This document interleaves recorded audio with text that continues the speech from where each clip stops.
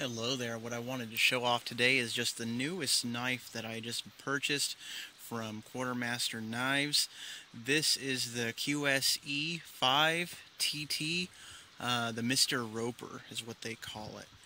And this one was just released via a special on Instagram, kind of an earlier release, but I'm sure it'll be available, with most knife vendors fairly soon. I wanted to kind of show it off and just let everyone see it in action. It really is quite a nice little knife. It has the full titanium handles and a titanium frame lock here. The design itself is based off of a Warren Thomas design. So if it looks familiar, you might see some Warren Thomas customs with the same basic handle shape and blade shape, except this one is more of a user because the blade is a super steel, the CPM 154. So very nice, very heavy duty. As you can see, it has the black wash finish on it.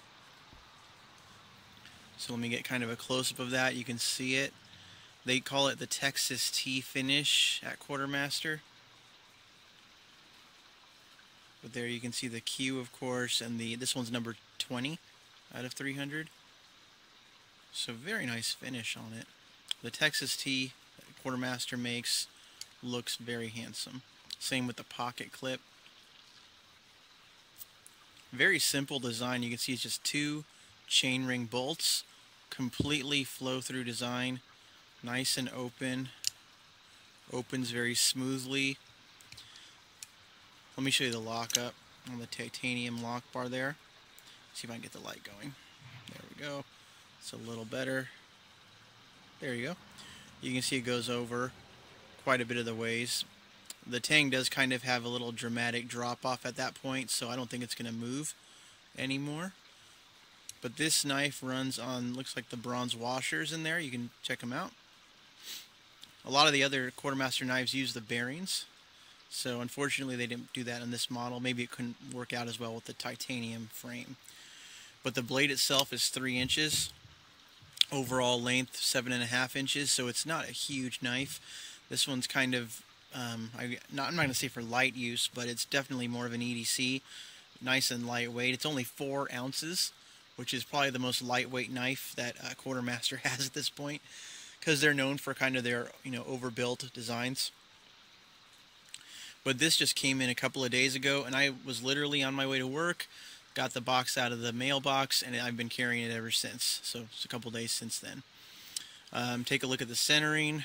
See if you can check that out. It's favored a little bit to the non-locking side. Not rubbing, but not perfectly centered either. Blade comes out fairly smoothly. If you ever had a titanium frame lock or a frame lock for in almost any case, if you hold it like this and try and force it open, the pressure you're putting up against the lock bar can make it hard to open it. So you kind of have to lean your finger back and just use your thumb to flip it out. So very nice little knife here. Came in nice shiny sticker. You can kind of see me in that reflection. But this is the box it came in, just a basic certificate in here. I have a couple of these now since I bought a couple of Quartermaster knives. So this one's not laminated though. Must have forgot. Came in a plastic bag and has a little catalog of all their knives. So let me show you a size comparison here to the Quartermaster. This one's the QTR6. So this one you can see definitely very thick, very overbuilt. Blade length is virtually the same, about 3 inches.